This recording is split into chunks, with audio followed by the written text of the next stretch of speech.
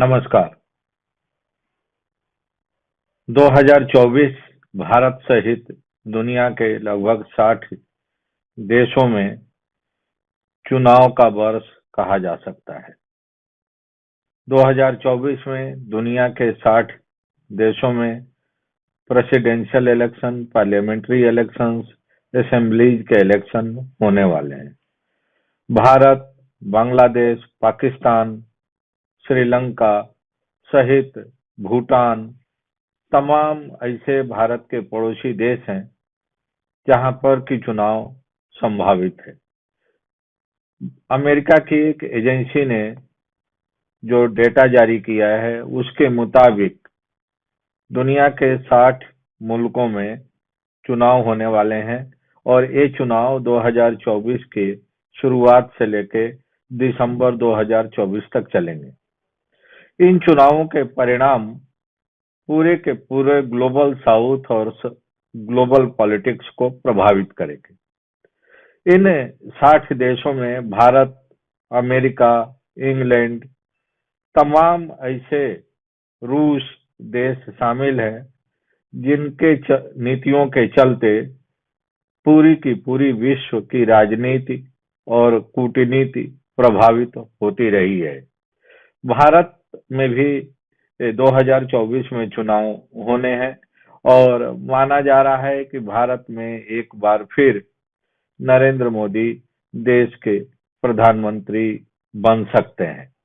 अब तक बीजेपी के मुकाबले जितने भी राजनीतिक दल या नेता मैदान में हैं, उनकी साख, उनकी विश्वसनीयता, उनकी पॉलिटिकल स्ट्रेटेजी, उनका रोड मैप बीजेपी के मुकाबले काफी कमजोर दिखाई दे रहा है और इसीलिए अनुमान लगाया जा रहा है कि भारत की जनता एक बार फिर नरेंद्र मोदी को तीसरे टर्म के लिए चुन सकती है।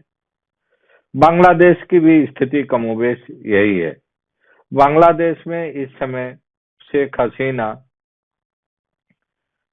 सत्ता में काबिज हैं और जनवरी 7 तारीख को वहां चुनाव प्रस्तावित है।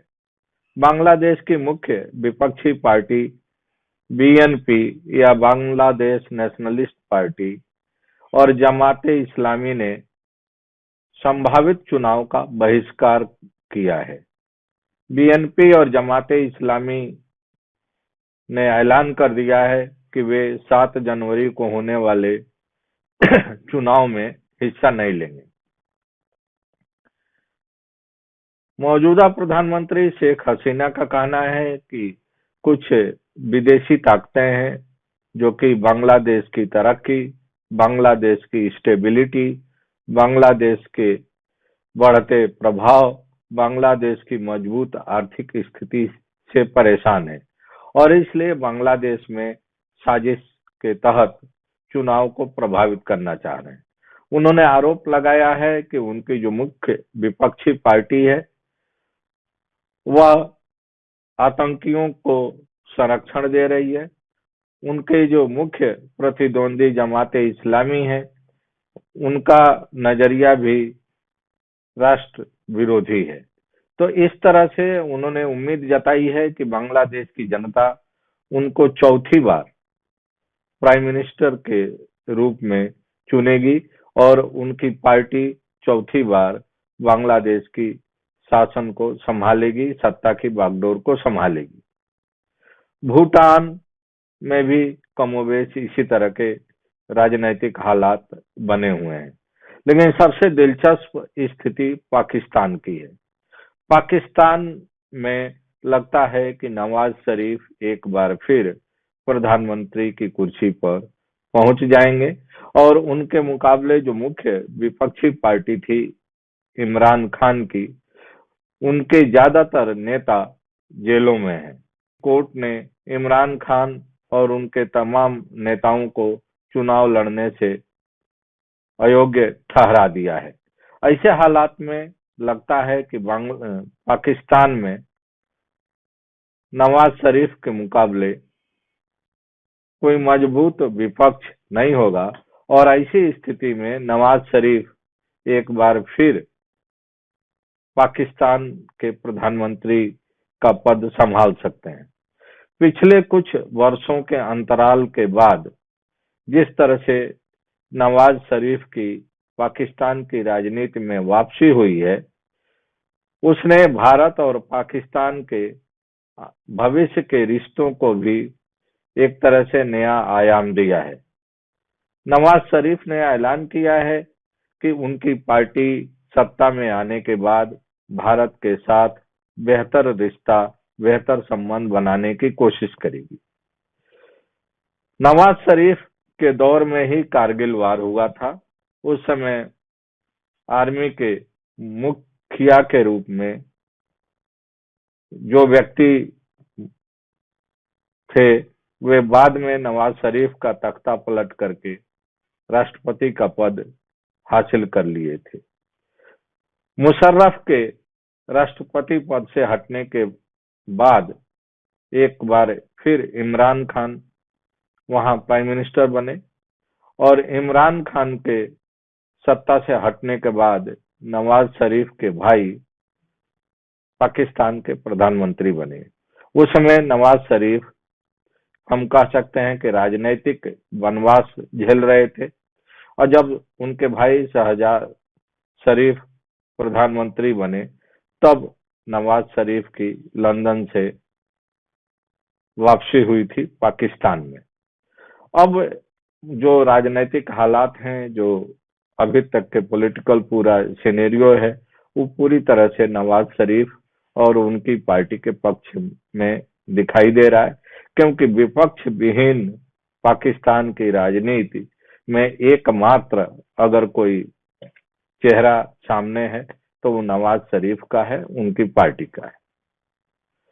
अमेरिका में भी जो बिडेन और ट्रंप के बीच में रस्साकसी चल रही है और समझा जा रहा है कि शायद जो बिडेन इस बार चुनाव न जीत पाए और डोनाल्ड ट्रंप का जो पॉलिटिकल प्रोस्पेक्ट है वो ज्यादा बेटर दिखाई दे रहा है। लंदन में भी, यूनाइटेड किंगडम में भी चुनाव होना है और यूनाइटेड किंगडम का चुनाव का परिणाम भारत और इंग्लैंड के रिश्तों के लिए बहुत ही महत्वपूर्ण माना जा रहा है।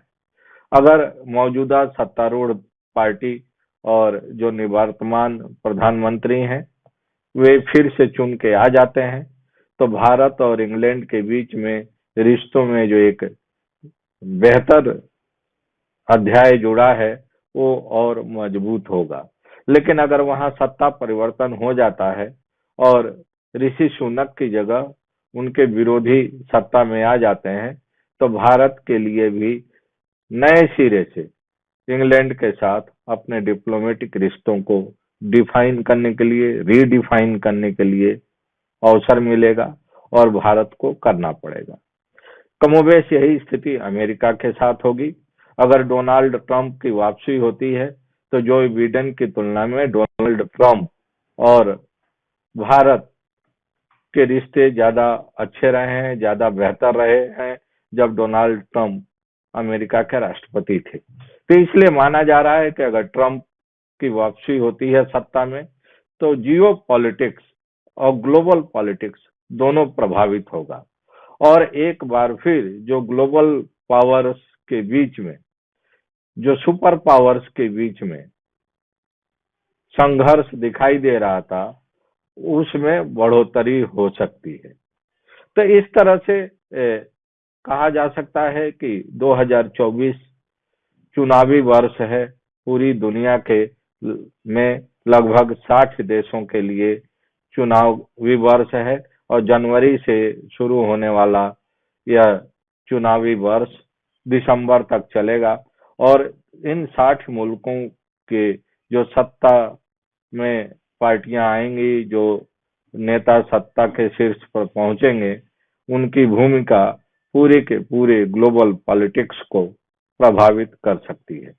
तो आज मैंने सोचा कि आप लोगों के साथ 2024 जो एक तरह से चुनावी वर्ष है पूरी दुनिया के लिए, उन चुनावों के बारे में अपनी जानकारी साझा किया जाए और इन चुनाव परिणामों का असर किस तरह से दुनिया की राजनीति को प्रभावित करेगा, दुनिया की डिप्लोमेसी को प्रभावित करेगा, दुनिया के अलग अलग मुल्कों में नए तरीके के राजनीतिक और डिप्लोमेटिक समीकरण बनाएगा, इसके बारे में अपनी राय साझा किया जाए। थैंक यू, नमस्कार।